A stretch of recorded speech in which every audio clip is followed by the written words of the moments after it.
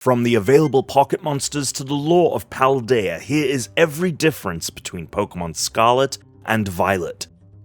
The major difference between Scarlet and Violet, like every other mainline entry in the series, is the Pokemon that you can discover, and like in every other mainline entry, the Pokemon divergence that matters most is the legendary. Scarlet and Violet feature Koraidon and Miraidon respectively. They are both Dragon-type Pokemon, but Koraidon is a fighting Dragon Dual type, and Miraidon is an electric Dragon Dual type. Both Pokemon serve as your method of transportation as you explore Paldea, and both utilize the same methods of traversal. However, Miraidon actually turns into a motorcycle, while Koraidon runs on all fours, despite having his own set of wheels for some reason. The only other new Pokemon that are version exclusive are Armarouge and Cerulege. Technically, what is version exclusive is not the Pokemon themselves, but rather the items that you use to evolve their shared pre-evolution Charcadet. Charcadet, found in both versions of the game, will evolve into Armarouge when exposed to the Auspicious Armor, exclusive to Scarlet, and Cerulege when exposed to the Malicious Armor, exclusive to Violet.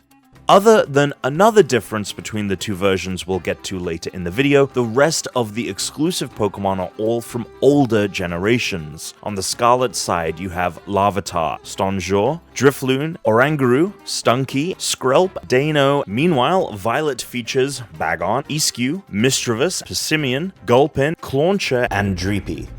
In both games, the players are a student attending one of two different schools: Naranja, the Spanish word for orange, Academy in Scarlet, and Uva, the Spanish word for grape, Academy in Violet. The two fruits that inspire the Academy's names featured in the logos for the respective schools. For the most part, the two schools are identical, with the same students and teachers in both, but there are some differences. The first is the school colors, which are reflected in the clothing the player can wear, as well as the accessories that outfit the picnics they take their Pokemon on: orange for Scarlet and purple for Violet. While both games allow you to pick from 4 outfit variations for each of the seasons, spring, summer, fall, and winter, the color schemes for each outfit are respective of the version you've picked and cannot be changed. You can buy accessories like shoes and gloves, however, that do have a variety of colors to pick from. The other major difference between Naranja and Uva Academies are the contents of the books within their libraries, and as a result, the lore of Paldea that you can learn, which pertains to the final major difference between the two games.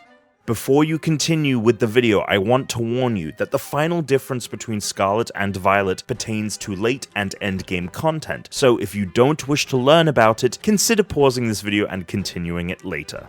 Something that was apparent in the lead up to Scarlet and Violet was that the games were themed around the past and the future, respectively. This was clear from the designs of the two legendaries, Koraidon and Miraidon, as well as the clothing of the two version-exclusive professors, Sada and Turo. Also, Sada comes from the Spanish word for past, pasada, and Turo comes from the Spanish word for future, futuro. Those past and future aesthetics play into paradox forms, variants of Pokemon separate from regional variants like Paldean Wooper and Tauros, with Scarlet and Violet having their own exclusives. These paradox forms are described in the books of the library in Naranja and Uva Academies, hence why the content of the books differs depending on the game you're playing. Each of the paradox forms have a 2-word name, which serves as the name of the Pokemon itself. For example, Scarlet's paradox form Donphan is known as Great Tusk, while Violet's paradox form Donphan is called Iron Treads. As you can see, Great Tusk and Iron Treads play into the past and future aesthetics of Scarlet and Violet, respectively. Great Tusk and Iron Treads are also unique from the other paradox forms in 2 respects. The first is that they're both variations of the Pokemon Donphan, whereas the rest of the paradox forms in both games are based on different Pokemon. The other way they differ as compared to the others is that they can be discovered as Titan Pokemon in the Path of Legends quest line. The rest of the the Paradox forms are unlocked when players reach the endgame. The rest of the Paradox forms are as follows. In Scarlet, you have Screamtail, Brute Bonnet, Fluttermane, Slitherwing, Sandy Shocks, and Roaring Moon. In Violet, you have Iron Bundle, Iron Hands, Iron Jagulis, Iron Moth, Iron Thorns, and Iron Valiant. For some reason, Violet's Paradox forms all start with the same word, and Scarlet's don't, and I can't wait to see the theory videos on why that is the case. There are 2 additional Paradox forms that are teased in the games, but not actually featured outside of the books found in the libraries. In Naranja Academy's Scarlet book, a drawing of a Paradox form variant of the legendary Suicune is used as a hypothetical to illustrate a potential Paradox form, and likewise in Uva Academy's Violet book, the hypothetical Paradox form is a variant of the legendary Cobalion. Neither is meant to be an accurate representation of an actual Paradox form, but considering both are legendaries, and the previous mainline Pokemon games, Sword and Shield, had DLC content all about catching the legendary Pokemon, this could be a hint at future downloadable content in store for Scarlet and Violet.